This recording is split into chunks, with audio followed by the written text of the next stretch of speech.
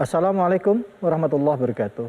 Alhamdulillahirrabbilalamin. Salatu wassalamu ala asrafil anbiya'i mursalin Sayyidina Muhammadin wa ala alihi wa sahbihi ajma'in amma ba'du. Puja dan puji mari kita panjatkan atas kehadirat Allah subhanahu wa ta'ala, Sang Rabbul Alamin. Tidak lupa kita berikan salawat dan salam kita kepada junjungan kita Nabi besar Muhammad sallallahu alaihi wasallam beserta keluarga, sahabat dan umatnya yang setia hingga akhir zaman. Alhamdulillah, di hari ini kita kembali bersilaturahim dalam program Hasanah Islam bersama dengan Imam Besar Masjid Istiqlal Profesor Dr. Nazaruddin Umar. Dan pada kesempatan kali ini beliau akan didampingi oleh Kiai Haji Khalil Nafis. Tema yang akan kita angkat adalah mengenai sedekah. Tema ini tidak bosan-bosan, selalu diulang dan diangkat. Kenapa? Karena sedekah atau berbagi adalah bagian dari ajaran umat Islam. Pada saat mendapatkan rezeki, ada sebagian haknya fakir miskin, namanya zakat. Ada juga bentuk kepedulian sosial lain yang memang diajarkan di dalam Islam. Nah, kali ini sengaja akan diangkat mengenai masalah sedekah ini dalam rangka untuk meningkatkan kepedulian kita terhadap saudara-saudara kita yang membutuhkan. Masa sulit, apakah mungkin kita bersedekah? Sekarang sedang sulit, dari mulai masalah pandemi, ekonomi yang kurang bergerak di seluruh dunia. Apa yang harus kita lakukan menghadapi masa ini dan tetap bisa istiqomah untuk bersedekah? Sudah hadir guru kita, Profesor Dr. Nazaruddin Umar. Assalamualaikum warahmatullahi wabarakatuh. Waalaikumsalam warahmatullahi wabarakatuh. Prof, silahkan Prof mengenai tema kita ini. Ada yang bilang begini, lagi sulit kok sedekah. Duitnya aja nggak ada gitu. Nih ada mungkin orang-orang yang berpikirannya ada yang seperti itu, tapi tidak semuanya saya yakin. Silakan Prof. Baik. Bismillahirrahmanirrahim. Assalamualaikum warahmatullahi wabarakatuh. Waalaikumsalam. Para pemirsa yang dimuliakan, dirahmati Allah Subhanahu wa taala. Ya, setiap agama itu punya persamaan. Ada 3 yang mempersamakan pada setiap agama. Dan ini menurut Justin Smith ya, ahli perbandingan agama itu. Pertama ada yang disebut dengan ya kalau bahasa agama Islamnya itu jalur ma'rifah. Jadi pendekatan paling efektif itu jalur ma'rifah. Pengenalan secara batin, secara mendalam terhadap Allah. Itu cara pendakian langit paling efektif. Yang kedua adalah cara amaliyah. Ya, amaliyah ini, waduh, salatnya semua. Kemudian juga puasa Senin Kamis, salat tahajud, ya segala macam. Walaupun ma'rifahnya kurang, tapi dia ahli ibadah. Dan yang ketiga itu adalah jalur sosial, ibadah sosial. Pokoknya jangan ditanya di mana ada musibah, banjir, ya di situ ada dia. Tapi dia tidak bisa ma'rifahan. Dia juga nggak bisa puasa Senin Kamis. Ya. Jadi ada yang datang, Pak, saya pingin seperti orang lain, tapi aku nggak bisa ma'rifahan gitu ya. Ya. Kalau dalam agama Kristen gnosis, ya, gnosisnya itu ya. Kalau di dalam agama Buddha itu ada namanya Jnana Yoga ya. Jadi ada Triyoga di dalam agama Hindu itu semuanya mirip sebetulnya itu. Jalur-jalur kontemplasi, pendekatan privat ke Allah SWT, jalur sofistiknya lah. Nah itu para ulama. Pak, saya nggak bisa mencapai ma'rifah itu tingkat tinggi itu. Saya bukan ustadz, saya bukan ulama ya. Tapi saya bisanya ibadah, salat, puasa, zikir, ngaji terus. Walaupun pemahaman intensifnya kepada Tuhan tidak seperti yang pertama tadi. Yang ketiga, saya nggak bisa, dua-duanya saya nggak bisa. Ma'rifah nggak bisa. Saya bangunnya pagi kadang-kadang, nggak bisa salat subuh, jujur tuh. Apalagi puasa juga kalau masih sibuk bisnis itu kadang-kadang saya bolong Pak Ustadz.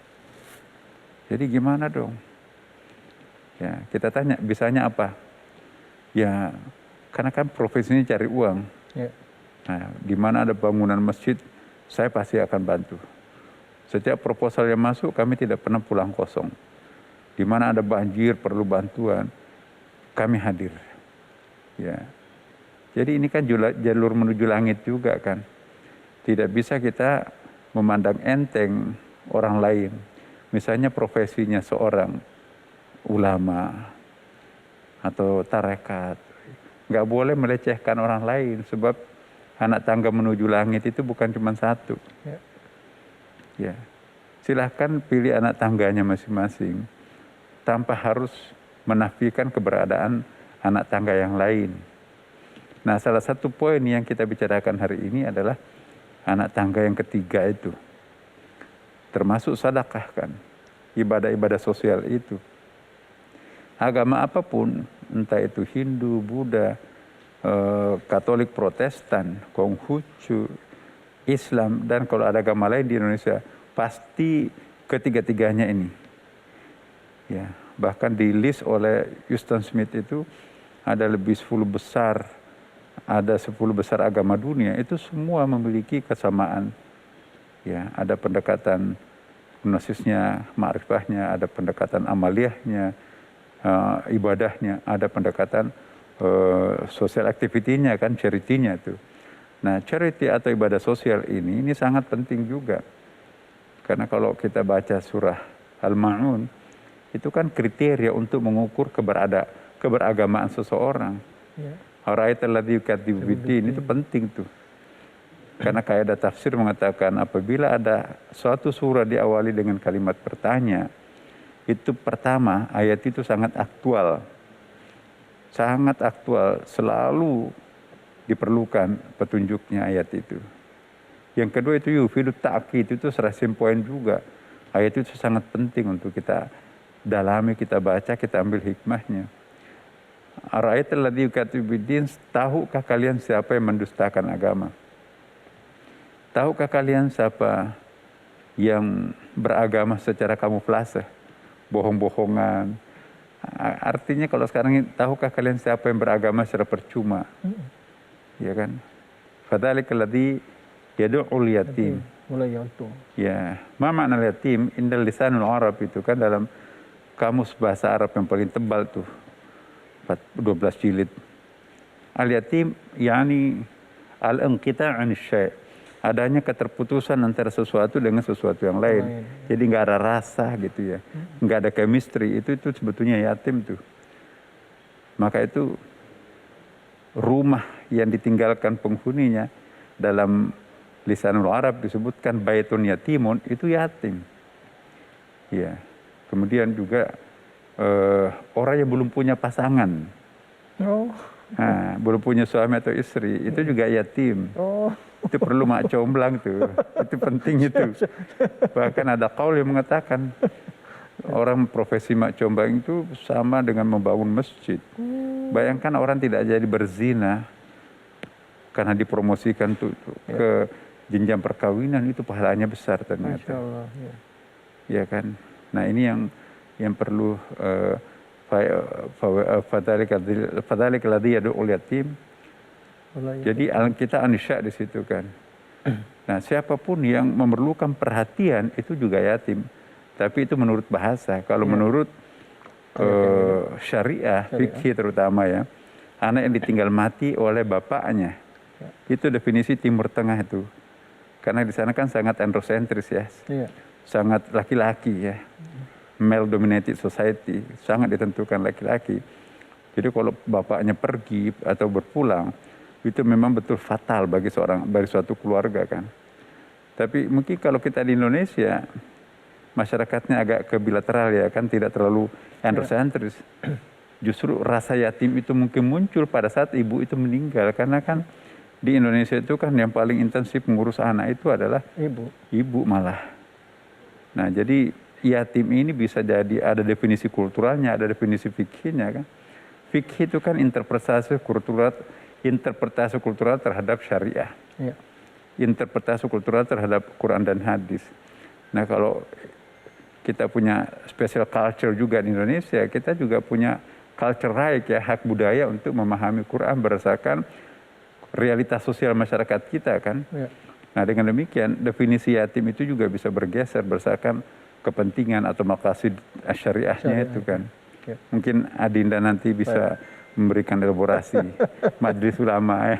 Kemudian Baik, nanti kita akan ajukan pertanyaannya dan akan dilanjutkan oleh Kiai Haji Khalil Nafis di segmen gue-nya. Sabar ya pemirsa, tetap di Khazanah Islam bersama dengan Imam Besar Masjid Istiqlal Profesor Dr. Nazarudin. Jangan sampai kita senang kepada suatu benda, suatu harta, sampai melalaikan kepada kewajiban kita dan hak kita kepada Allah Subhanahu wa taala.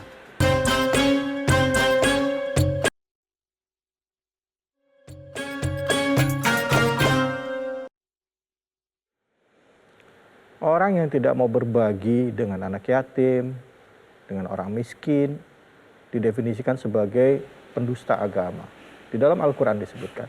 Nah, tadi sudah dibahas sampai definisi tentang yatim dari ayat itu sendiri. Tema kita sebenarnya secara general ada mengenai sedekah. Dan akan dilanjutkan bahasan ini oleh Kiai Haji Khalil Nafis. Silakan. Ya, kalau Prof tadi sampaikan dengan pertanyaan, tahukah Anda siapa yang beragama itu pura-pura? Ya. Indikasinya dua. Yadu'ul yatim wala yahuddu ala ta'amil miskin. Tidak peduli untuk merawat, memberi anak yatim. Secara kecil disampaikan tadi orang yang bapaknya meninggal, ibunya meninggal, artinya orang tuanya meninggal. Ya. Kemudian ada orang yang tidak mampu, kita juga tidak berbagi. Itu baru pada tingkatan beragama yang paling rendah. Paling rendah. Paling rendah itu artinya kepedulian kepada orang yang betul-betul tidak mampu. Ya. Apa yang diberikan paling sekedar apa yang bisa dikonsumsi oleh mereka. Ya. Kalau mau naik lebih tinggi lagi, maka amalkan ayat lantana lul birra hatta tunfiqu mimma tuhibbun. Tidak akan mencapai kebajikan sampai kita menafkahkan apa yang kita cintai, yang kita sayangi. Masya Allah. Jadi kalau kita hanya memberi kepada orang lain yang memang dari kita mau dibuang, ya. Baju bekas, ya duit sekedarnya buat makan saja, Ya. kemudian juga berbagi yang di rumah mungkin pekakas atau sesuatu yang itu memang kita nggak membutuhkan, sudah memang harus dibuang, hanya tempat pembuangan, itu bukan orang yang baik. Ya. Kalau mau yang baik, apa dari harta yang kita miliki itu yang kami paling sayangi, itu yang diberikan pada orang lain. Masya Allah. Nah, kenapa itu bisa menjadi paling baik? Pertama adalah yang kita berikan kepada orang lain adalah yang paling baik dari kita. Yang kita persembahkan kepada orang lain adalah yang terbaik dari kita. Yang kedua, memastikan bahwa cinta kita kepada barang itu jangan sampai melebihi cinta kita kepada Allah. Masya Allah. Jangan sampai kita senang kepada suatu benda, suatu harta, sampai melalaikan kepada kewajiban kita dan hak kita kepada Allah Subhanahu wa taala. Nah, ini menjadi titik keberagamaan yang hakiki. Maka disebutkan as-salatu nurun wa shadaqatu burhanun wa sabru diyaun wal qur'anu hujjatan lana aw alaina. Salat itu cahaya bagi kita. Orang pasti bercahaya dengan salat itu, apakah hatinya sampai wajahnya pun bisa tampak bercahaya. Wa shadaqatu burhanun. Sedekah itu adalah bukti keimanan. Kenapa dikatakan bukti keimanan? Karena sehakikatnya kalau kita melihat yang kita sampaikan diberikan pada orang lain itu, kalau orang yang beriman itu tidak berkurang. Manaqasat sedekah, ya, mimalin, tidak ada yang berkurang dari harta. Tapi bagi orang yang tidak beriman, tidak ada bukti keimanan, dia berpikir sayang-sayang nih uang saya dikasihin sama orang, sayang-sayang harta saya kasihin kepada orang. Ya. Saya capek-capek mencarinya, masa dikasihin ke orang, sampai lembur lah mungkin kalau kerja, sampai juga nggak tahu hari libur, kita juga bekerja, masa kita kasihin ke orang lain. Kalau nggak ada dorongan iman, dia nggak mungkin dia berbagi dengan yang lain. Maka mengimplementasikan, menyatakan keimanan kita kalau kita sudah memberikan sedekah kepada orang lain, berbagi kepada orang lain, dan kita mau memberikan yang terbaik pada orang lain. Itu baru harta. Bisa juga berupa waktu.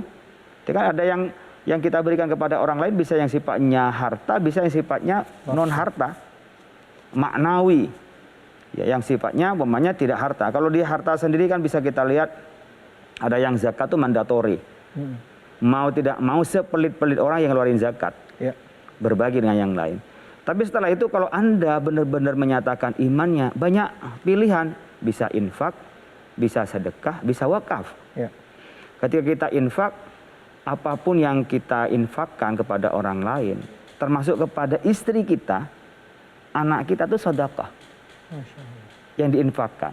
Apapun yang kita berikan di jalan Allah adalah infak kita, yang itu sedekah.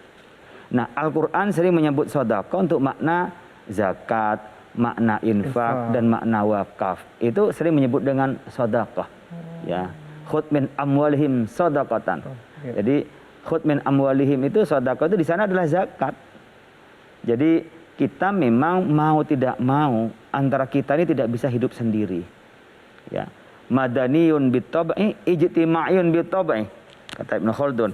Dengan sendiri adalah makhluk yang berperadaban, makhluk sosial. Artinya individu kita ini bisa menghidupi diri sendiri tanpa melibatkan orang lain. Demikian juga orang lain tidak bisa hidup semua dicukupi oleh dirinya sendiri tanpa melibatkan kita. Ya. Disitulah saling ketergantungan kita dengan yang lain. Maka berbagi itu adalah konsep di mana kita memang sedang menjalankan misi sebagai manusia. Kemanusiaan, maka disebut dengan ini kemanusiaan. Kemanusiaan itu artinya lintas persoalan suku, persoalan agama, ini kemanusiaan. Sekarang mamanya kita ngeliat nih, Semeru ya, ada ya seperti ini, lahar panasnya, meletusnya seperti ini. Juga mungkin ada bencana alam, Ya. juga dampak dari pandemi COVID ini. Banyak yang mungkin di PHK, mungkin juga banyak yang usahanya juga gulung tikar, mungkin juga banyak masalah soal ekonomi. Kita bisa memberikan ekonomi kalau kita punya kemampuan untuk memberinya. Tidak bisa memberikan ekonomi, memberikan motivasi. Ya. Tak kalah pentingnya, qaulun ma'rufun khairun min shadaqatin yatba'uha adza. Ucapan yang baik, nasihat yang baik, memberi feedback yang baik. Itu lebih baik daripada kita sedekah tapi kita ya kayak ngerendahin. Ya. Dengan ucapan-ucapan yang buruk. Oleh karena itu, sedekah inilah menjadi sebenarnya charity ya, bagian dari proses kita saling membenarkan, saling bersahabat. Dan alhamdulillah dalam survei Indonesia termasuk adalah negara yang paling dermawan. Ya. Kemudian dengan sedekah orang dikasih sedekah skill yang tadi maknawi. Ya. Diberikan kemampuan-kemampuan untuk produksi. Pemain 1 hektar sawah itu ketika ditanam biasa itu paling panen dapat 4 atau 3 ton. Ya. Tapi ketika diproduksi dengan teknologi, Ya. kemudian dengan ilmu pengetahuan, kita kasih pelajaran para petani itu bisa sekali panen itu di atas 10 ton. Ya, ya, ya. Berarti kan 2 kali lipat, 3 kali lipat hasilnya itu. Itu dari sedekah. Jadi yurbis sedekah itu bagi orang yang beriman, yang bersedekah saja itu dapat pahala. Kenapa? Kita ingat pada malaikat, ma min yaumin yusbihul ibadu illa yanzilani malakani fayaqulu ahaduhuma Allahumma ati ya munfiqan khalafa wa yaqulul akhar Allahumma ati mumsikan talafa. Ya. Setiap pagi ketika kita ini dalam keadaan hidup dan juga kita bersedekah kepada yang lain, itu ada 2 malaikat. Ya. Kalau yang berinfak, ya Allah berikan dia gantinya. Ya. Kita masa nggak percaya dengan hadis ini bahwa Allah, doanya akan diterima oleh Allah? Ya. Kata Allahumma ati mumsikan, kalau dia orang pelit, rusak dia hartanya. Itu hanya kita bisa mengimplementasikan kalau burhanun.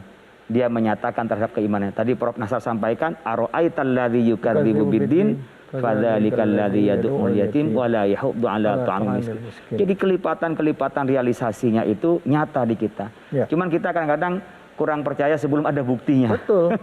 Betul sekali. Oke, kadang-kala banyak orang yang akhirnya menuhankan logika kan. Gimana datangnya? Kita kasih duit kok kita bisa dapat uang lagi. Sampai ada satu ayat yang sempat dipertanyakan oleh orang-orang yang mungkin memaknai Islam masih setengah-setengah. Bilang, ada ayatnya, man zallazi yuridullahu khardan hasanah fayudha'ifa lahu atafan katsir. Dia bilang Allah aja bilang manusia ini kok Allah minta pinjaman sih sama kita? Barang siapa memberikan pinjaman kepada aku, katanya gitu. Tapi nanti dijawabnya ya. Profesor, nanti izin dijawab pertanyaan ini, Profesor. Tetaplah di Khazanah Islam bersama dengan Imam Besar Masjid Istiqlal, Profesor Dr. Nazaruddin Umar. Gampang mengumpulkan dana, apalagi kalau menggunakan bahasa agama ya. Ya. Cepat itu.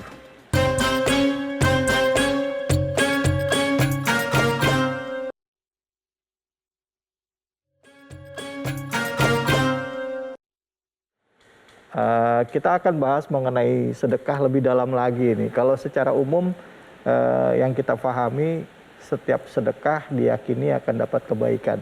Tapi kita akan coba kaji lebih dalam satu demi satu mengenai sedekah. Bahkan ayat-ayat yang dalam Al-Quran yang berkaitan dengan sedekah. Tadi sempat di segmen sebelumnya saya mempertanyakan mengenai ayat yang mengatakan manzallazi yuridullahu khairan hasanan fayudai falahu atafan katsir. Nah, Prof, mohon dibenarkan dulu atau diberikan pencerahan tentang ayat ini, Bro. Iya. Saya kira udah jelas kok itu. Iya. Ayat itu hanya logika yang rusak aja mempertanyakan itu ya. Karena itu ayat itu kan biasa banyak majazi ya, bahasa balaghahnya Quran itu. Iya. Oh, masa sih Tuhan. Iya, pinjam. Hadis juga banyak itu. Iya. Apa dalam hadis Bukhari itu kan, ya aku kedinginan tidak ada yang beri aku selimut. Selimut ya. Aku kelaparan nggak ada yang beri aku makan. Ya. Aku sakit nggak ada yang beri aku obat. Ya. Nabi pun bingung kan, loh, Ya. bagaimana engkau bisa kedinginan tanpa selimut? Engkau maha kaya. Bagaimana bisa kelaparan? Bagaimana? Ya karena aku selalu bersama dengan orang-orang yang kedinginan tanpa selimut. Allah. Aku selalu bersama dengan orang yang kelaparan tanpa ada yang beri makan. Aku selalu bersama orang sakit dan tidak ada yang perhatiin. Jadi jika ada di antara kalian yang ingin menjumpai aku, temuilah orang itu. Allah. Tentu bukan hanya temui begitu, bawakan selimut. Ya, solusi kemiskinannya selesaikan. Ya. Dan yang paling penting juga yang terakhir itu adalah ya orang sakit itu diurus. Nah, kita kembali ke ayat tadi ya. Ara'aita alladzi kadzibudin fadzalika alladzi yad'ul yatim. Tadi bagus sekali penjelasannya Dinda tadi ya. Ini satu kebanggaan ulama kita benar-benar menguasai. Nah, ulama seperti ini yang kita harapkan sih sebetulnya. Nah, kemudian wala yahuddu ala ta'amil miskin. Ya, jadi tidak punya concern untuk menyelesaikan persoalan kemiskinan. Ya. Maman al-miskin di dalam lisanul Arab juga, kamus bahasa Arab paling tebal tuh. Di situ ada dua pendapat ya. Menurut Imam Syafi'i, fakir itu lebih parah daripada miskin. Ya. Kalau miskin itu pendapatannya hanya Rp50.000 per hari. Masih ada pendapatan gitu. Ya, pengeluarannya itu 100.000, besar pasak daripada tiang. Ya. Tapi kalau fakir, memang nggak ada pendapatannya, yang ada hanya pengeluarannya. Ya, jadi sedangkan miskin harus dibereskan, apatah lagi dengan fakir. Itu logikanya Quran gitu kan. Nah, terus menurut Abu Hanifah kebalikannya kan. Kalau fakir itu masih ada kesempatan lain, tapi kalau miskin memang nggak ada yang bisa dijual gitu. Ya. Panjang juga penjelasannya Abu Hanifah itu. Tapi bagi kita apapun definisi miskin itu, saya ingin melanjutkan apa yang disampaikan tadi Adinda bahwa memang sedekah itu penting. Tapi yang tidak kalah pentingnya itu forward kepada siapa sedekah ini. Jadi manajemen pengumpulan dana itu penting, ya. Tapi yang tidak kalah pentingnya itu manajemen penggunaan dana itu. Ya. Nah kadang-kadang kan kita gampang mengumpulkan dana, apalagi kalau menggunakan bahasa agama ya. Ya. Cepat itu. Jadi dalam era krisis seperti sekarang ini, paling efektif itu menggunakan bahasa agama, bukan bahasa birokrasi atau bukan bahasa politik. Ya. Menggalang dana masyarakat dalam era krisis itu pakai ayat lah. Ya. Pasti kami pernah mencoba di Istiqlal ya. Kami kumpul dengan beberapa tokoh-tokoh pemimpin agama yang lain, agama lain juga, non-muslim juga ya. Di Istiqlal kita mensponsori bagaimana mengumpulkan dana untuk orang-orang yang terpapar kemiskinan karena COVID ini. Di luar dugaan saya pribadi ya, di luar dugaan kita semuanya, kok terkumpul begitu banyak. Sampai waktu itu BNPB juga kaget, kok bisa. Nah, saya bingung juga gimana membelanjakan ini. Kita kan tidak punya institusi di tempat lain ya. Kalau misalnya ormas-ormas ya NU Muhammadiyah kan punya cabang. Kalau Istiqlal kan nggak ada kan. Ya, jadi saya minta advice itu gimana mendistribusikan ini dananya umat ini. Ya udah minta tolong ke gubernur. Gubernur kan yang punya dana by name by address orang-orang miskin itu. Ya udahlah, kita daripada kena audit segala macam repot juga, kita nggak punya tenaga expert untuk itu kan. Sudah. Jadi poin di sini bahwa dalam keadaan tertentu kita bagus menggunakan bahasa agama itu untuk menggalang dana umat atau menggalang partisipasi masyarakat dalam masyarakat religius seperti Indonesia. Bahasa agama itu sangat diperlukan. Dulu KB gagal tuh karena menggunakan bahasa birokrasi. Pak Haryono Siono, profesor, dia rubah bahasanya menjadi bahasa agama. Ulama, tokoh-tokoh agama dikumpulkan, dia yang dikedepankan. Akhirnya apa yang terjadi? Setiap tahun Indonesia itu dapat award daripada PBB kan. Karena prestasi keluarga berencananya itu luar biasa. Jadi efektif bahasa agama ini. Contoh kecil juga saya di Istiqlal itu kan. Kalau menggunakan bahasa politik, apalagi waktu itu kan menjelang pemilu kada bersama kan. Saya tanya kok kenapa ke Istiqlal, kenapa bukan di Kementerian Sosial atau Kementerian atau ke pemerintah. Ada yang mengatakan Pak nanti kami dipakai kampanye gitu kan. Nah kalau kita melalui Istiqlal kan tidak ada warnanya kan. Ya, itu saya tanya aja gitu. Alhamdulillah ada trust ya, ada kepercayaan. Nah inilah yang saya kira kita perlu kembangkan. Kembali lagi apa yang disampaikan Adinda tadi ya. Bahwa saya kira sekarang ini kebutuhan syariah itu bukan hanya umat Islam. Saya ingin mengkelirkan bahwa jangan ada salah paham kalau sedikit-sedikit syariah, asuransi syariah. Kata-kata syariah jangan ada yang takut. Wah ini kan selangkah lagi masuk Pegam Jakarta kan. Pegam Jakarta kan kewajiban menjalankan syariah bagi para pemeluknya kan. Saya kira enggak. Karena itu kan dulu dari atas ke bawah. Jadi sepanjang kata syariah itu muncul dari bawah ke atas, ya itu tidak perlu ada kekhawatiran kepada kelompok agama lain. Buktinya kan sukuk, ya surat berharga syariah itu kan, justru mohon maaf ya, konon lebih banyak memanfaatkan adalah teman-teman kita yang non Muslim. Jadi kata-kata syariah itu hanya style, model perekonomian kita, itu bukan dibaliknya ada ideologi yang mengkhawatirkan, enggak. Akhirnya sekarang ini kan bisa diterima semua pihak kan.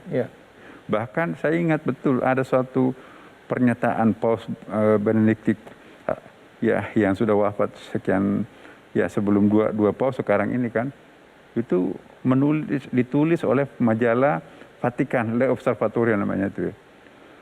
Sampai diulas oleh 2 ekonom Itali. Saya simpan artikelnya itu, luar biasa.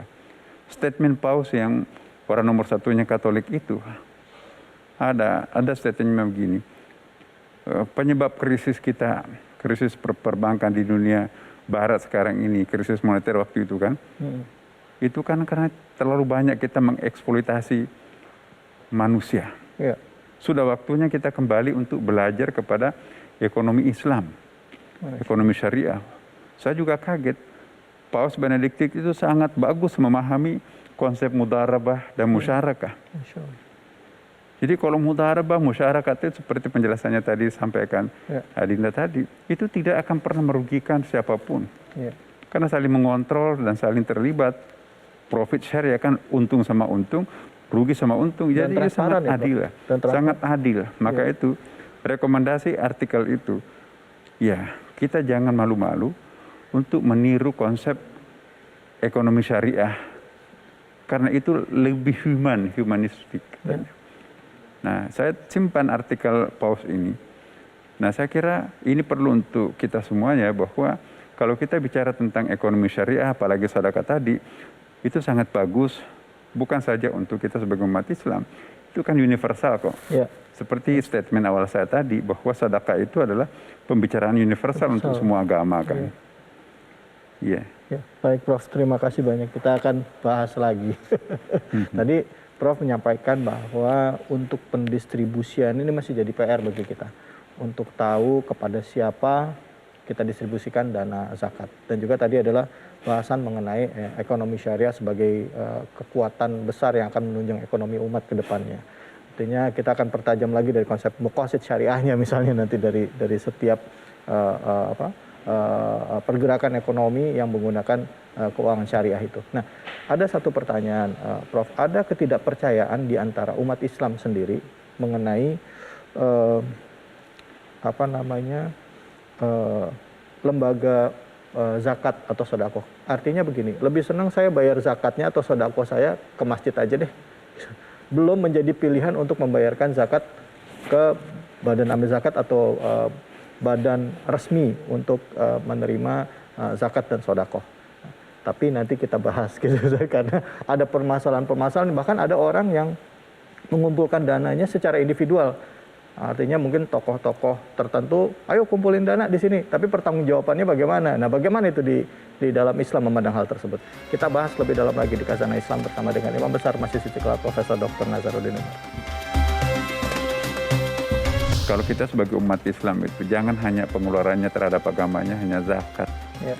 Terlalu pelit kita itu sebagai seorang Muslim. Ya.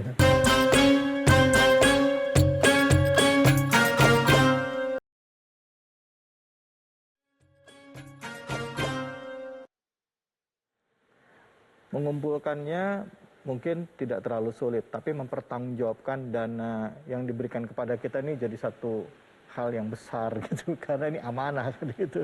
Silakan Kiai Haji Khalil Nafis. Jadi kan kita menyalurkan zakat itu kepada samaniyatu asnaf. Ya. Ada 8 macam. Nah, ada orang yang langsung memberikan, ada yang menggunakan lembaga amil. Ya. Kalau memberikan langsung, mungkin sekitar kita yang kita kelihatan langsung butuh bantuan, sudah kita langsung berikan kepadanya, nggak ada masalah. Ya.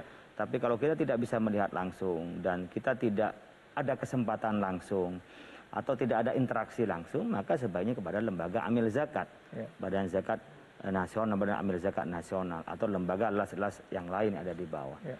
Itu amil itu berhak untuk menerima, untuk mendapatkan bagian dari zakat itu. Tapi perlu diingat, jangan sampai amil itu menjadi kaya hanya karena mendistribusikan zakat. Ya. Jangan sampai mengambil haknya ya orang-orang fakir miskin sehingga lebih banyak itu amilnya yang kaya, amilnya yang mewah, jangan Ya. sampai. Ya. Kalau bisa bahkan amil itu nggak usah minta bayaran. Saya pernah menjadi pengawas di Badan Amil Zakat DKI Jakarta, basis DKI. Itu ketika untuk pengelolaan dan bagi karyawan itu dari APBD. Tapi zakat full itu diberikan kepada masyarakat dan sedekah full diberikan kepada yang berhak. Tidak boleh ditahan gitu ya. Ya, tidak boleh ditahan. Nabi Muhammad SAW itu mempercepat ketika Nabi pernah mau sholat Isya. Ya. Ingat bahwa di rumah ada titipan sedekah, Nabi pulang dulu mendistribusikan sedekahnya itu. Kita pun mungkin minimal itu setahun itu harus sudah habis. Jangan sampai pindah ke tahun berikutnya. Ya. Saya menemukan di beberapa masjid lembaga amil zakatnya itu malah disimpan lebih dari 5 tahun. Iya. Itu kesalahan. Jadi harus segera didistribusikan. Silakan diambil biaya distribusinya secukupnya ya, tapi bukan semewahnya. Kalau bisa ya relawan lah yang memang secara hidupnya dia sudah cukup, nggak usah minta lagi dari zakat itu, karena itu untuk diberikan kepada orang-orang fakir miskin. Ya. Itu yang manual. Makanya amil itu mendapat bagian, dia juga harus kreatif Berapa dan persen sih cerdas. ambil boleh? Oke, mohon izin. Ya ditetapkan kalau di dalam kewajaran ya. Di kita kan 1/8-nya. Ya. Ya, 1/8-nya itulah yang kita bisa berikan kepada mereka. Bahkan mungkin 10%-nya kadang-kadang sampai di situ untuk biaya operasional. Tapi kalau memang itu dirasa sudah cukup, bisa 5%-nya, tidak harus tetap. Umumnya biaya itu bisa ditekan sehingga penyaluran zakat dan sedekah bisa lebih banyak. Biasanya zakat itu diberikan kepada yang konsumtif. Ya. Diberikan pada orang yang membutuhkan pada saat itu juga, tapi sedekah ya, apalagi wakaf itu lebih produktif. Ya. Sehingga bisa dikembangkan. Karena itu amil itu nggak cukup hanya menyampaikan saja, tapi juga bisa mengubah dari mustahik menjadi muzaki. Muzaki. Oke. Itu teori snowballnya tadi. Baik. Oke, saya potong sebentar. Ada pertanyaan muncul, Prof. Seandainya kita menyerahkan sejumlah dana atau tanah untuk wakaf, dalam kurun waktu tertentu ternyata kita lihat penerima wakafnya ini tidak amanah, boleh nggak kita tarik lagi wakafnya? Atau ada nggak distribusi? Pernah saya mengalami ada orang menarik wakafnya, saya lihat orangnya nggak amanah, gitu. Kalau sudah diwakafkan nggak bisa. Kalau sudah diwakafkan nggak bisa ditarik, tapi bisa diganti nadirnya. Oh, oke. Jadi wakaf itu pindah daf omal yumkinu litayfi ini harta kita dipisahkan kepada Allah. Ya. Nah, nazir itu kalau zakat kan namanya amil. Ya. Kalau wakaf namanya nazir. Nazir, Nah, penerima wakaf. nazir ini berhak mengelolanya. Ya. Ketika nazir ini tidak lagi amanah, Badan Wakaf Indonesia melalui Undang-Undang 41 tahun 2004 itu berhak untuk mengambil alih, dicarikan nazir baru yang amanah. Oke. Tapi wakafnya nggak boleh dirubah karena wakaf itu la yuhabu wala yuza'u ya wala yuba'u, nggak boleh diambil lagi, nggak boleh diberikan, tidak boleh dijual belikan, Ya. sehingga tetap kondisi wakafnya hanya nadirnya yang diganti. Di Indonesia sudah ada undang-undangnya nomor 41 tahun 2004 dan PP-nya 42 tahun 2006 dan pelaksananya adalah Badan Wakaf Indonesia. Kita sudah ada badan wakaf ya sekarang. Sudah ada badan Baik. wakaf. Prof, kira-kira di segmen akhir apa yang bisa kita simpulkan? Waktunya sangat singkat. Iya, jadi saya kira sudah sama ya bahasa saya dengan Pak Nafis ya. Kembali ya, itu tadi amil, ini memang persoalan. Di beberapa tempat itu mengambil keuntungan sebagai seorang amil.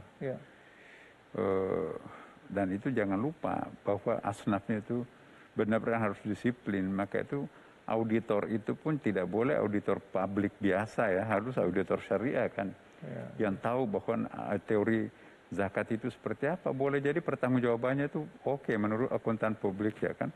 Tapi kalau akuntan syariah itu nggak benar tuh. Masa pertanggungjawabannya lebih banyak 90% jatuhnya ke amil. Ya boleh saja lolos menurut akuntan publik, tapi menurut akuntan syariah itu nggak benar. Nah jadi ini juga ada teori prakteknya itu.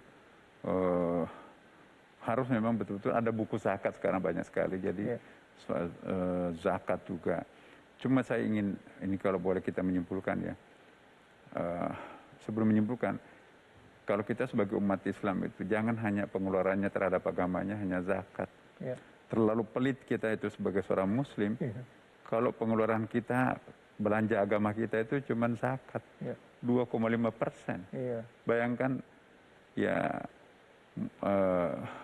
profit ya. Katakanlah tanda kutip bunga deposito itu per tahun berapa itu. Sudah di atas 3% gitu kan.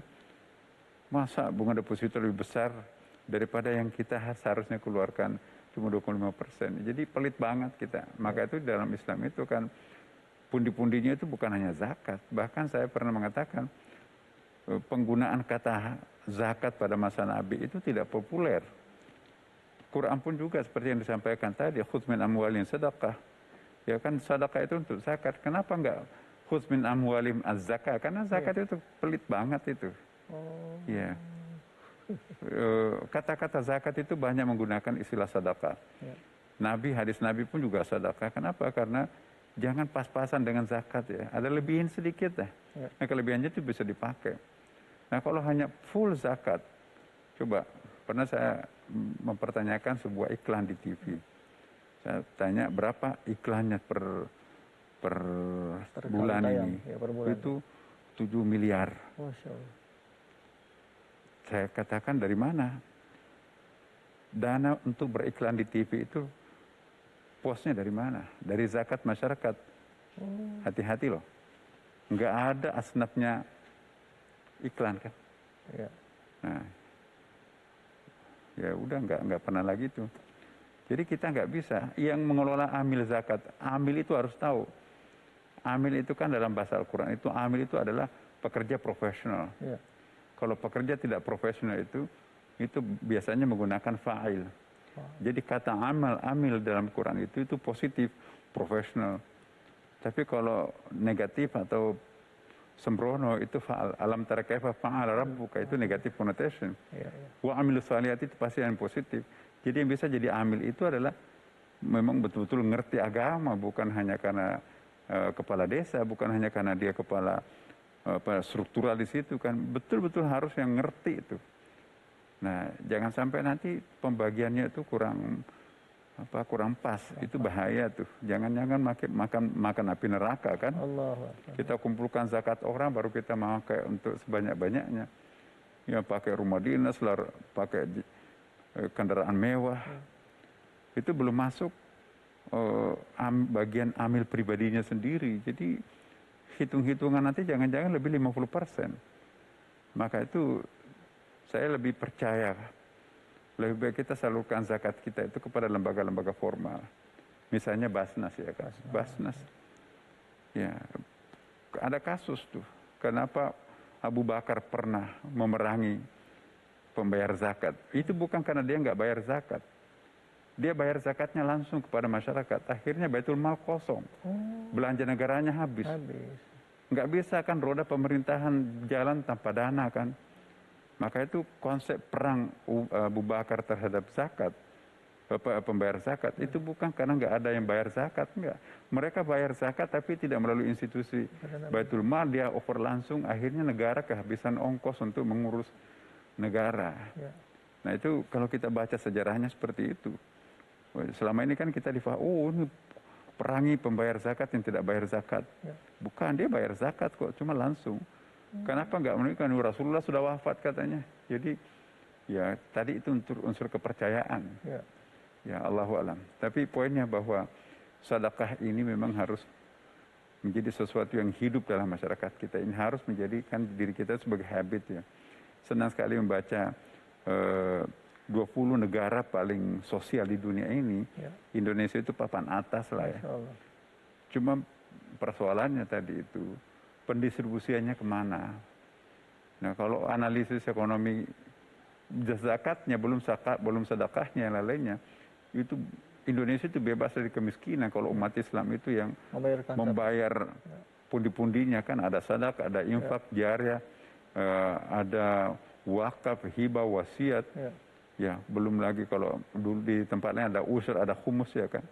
Bahkan luqatah. Ya, luqatah itu kalau dalam fikih Umar, tanah yang tidak digarap 5 tahun berturut-turut itu menjadi harta negara itu. Coba kalau diundangkan di Indonesia enak tuh. Puluhan tahun tanah itu nganggur, punya siapa? Orang Jakarta yang punya. Masuk di situ nggak boleh, ditangkap polisi. Nganggur puluhan tahun tanah, masyarakat setempat nggak punya lahan. Jadi sangat tidak berkeadilan. Nah karena itu mungkin undang-undang agraria kita itu harus memihak kepada kelompok masyarakat kita. Jangan tanah kita ini habis untuk orang kaya, tapi untuk orang miskinnya nggak dapat. Jadi fikih Umar itu perlu dibuka kembali lah. Bukan berarti untuk menerapkan hukum seperti ini, tapi paling tidak konsep keadilan ekonomi, keadilan penggunaan lahan tanah ini sangat penting. Ini tantangan buat kita semuanya ini. Bagaimana hukum pertanahan ini sedapat mungkin bisa memihak kepada masyarakat mayoritas. Ya saya kira gitu. Baik, alhamdulillah. Terima kasih banyak Prof, terima kasih banyak Kiai untuk waktunya, singkat sekali padahal masih bisa dibahas lebih panjang lagi. Mudah-mudahan bahasan kita mengenai sedekah ini benar-benar bisa meningkatkan pemahaman kita tentang sedekah sendiri dan juga keinginan kita untuk lebih peduli terhadap saudara-saudara kita. Membayarkan zakat, infak sedekah kita melalui lembaga badan amil zakat yang memang resmi, yang insya Allah accountable dan diaudit. Jadi insya Allah dana itu bisa terdistribusi hampir seluruh Indonesia. Kalau kita sendiri kan cuma bisa di sekitar kita aja gitu. Nah kalau misalnya masih ada uang lebih lagi, bolehlah kita kasih ke saudara-saudara kita yang membutuhkan. Semoga Allah Subhanahu Wa Taala ridho atas apa yang dibahas pada kesempatan kali ini, dan mudah-mudahan kita termasuk orang-orang yang senantiasa memperbaiki diri. Saya David Halik, wabillahi taufiq wal hidayah. Assalamualaikum warahmatullahi wabarakatuh. Terima kasih banyak Prof. Terima kasih banyak.